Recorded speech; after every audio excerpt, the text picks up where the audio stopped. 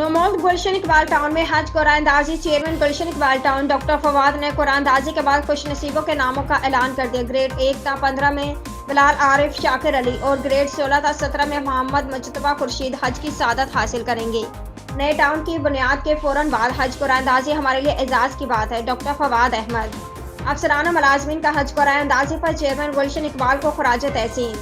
नौमौद गुलशन Iqbal town में बाद नमाज जुमा हज कुरानदाजी सर अंजाम दी गई, जिसमें ग्रेड 1 था 15 में बिलाल आरिफ शाकिर अली, ग्रेड 16 था 17 में मोहम्मद मुजतबा खुर्शीद हज की सादत हासिल करेंगे।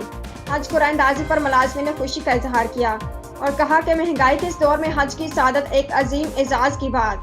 चेयरमैन डॉक्टर फवाद अहमद ने इस मौका पर कहा है कि बहुत खुश नसीब हैं वो लोग जो हज की अजीम सादत हासिल करते हैं। ये हज कुरानदाजी हमारे हाथों हुई, जो हमारे लिए एजाज की बात है।